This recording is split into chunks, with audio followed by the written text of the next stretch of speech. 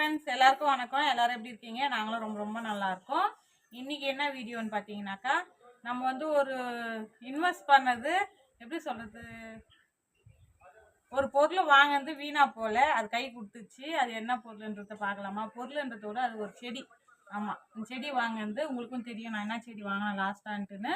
அது வந்து இப்போ காய வச்சிருக்குங்க. இவ்வளோ சீக்கிரம் காய வச்சுன்னு யாருமே எதிர்பார்க்கல. அதே மாதிரி எண்ணில் பாதி வளர்ந்துச்சுங்க செடி. பாருங்க, முதல் போட்டது நஷ்டமா போல. ஆனால் ஒன்று மட்டும் ஏமாந்துட்டேன். என்னன்னு கேட்டிங்கன்னா, ப்ளூ கத்திரிக்காய்ன்னு சொல்லி கொடுத்தாங்க, நாட்டு கத்திரிக்காய்ன்னு.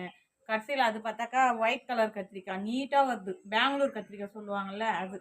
இதை ஒன்று மட்டும் ஏமாந்துட்டேன் நான். ஏன்னா இந்த கத்திரிக்காய் நாங்கள் இதுவரையும் செஞ்சதே கிடையாது. இதில் வந்து ஏமாந்துட்டேன். வாங்க பாருங்க, இங்கே பாருங்க ஃப்ரெண்ட்ஸ், எத்தனை காய் வச்சிருக்கு பாருங்க. ஆனால் காயில் நிறைய தான் வைக்குது. இதுவரையும் நாங்கள் இந்த மாதிரி செஞ்சு சாப்பிட்டது இல்லைங்க. இதில் ஒன்று ஏமாந்துட்டேன் நான். இந்த கத்திரிக்காய் நான் வாங்கவே மாட்டேன். சந்தையில் பார்த்தனா கூட வாங்க மாட்டேன் நான். இங்கே பாருங்கள், இதுதான் ஃபஸ்ட்டு வச்சு காய்.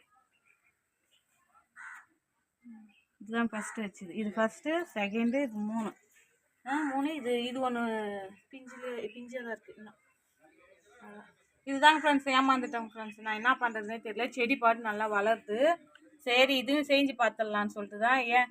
அதாவது கடவுள் சொல்லுவாங்க, எதையுமே விடக்கூடாது, எல்லாமே சாப்பிடணும்னு சொல்லுவாங்க பிள்ளைங்க. ஐயோ, இது என்ன பறிச்சிட்டுங்க பாருங்க.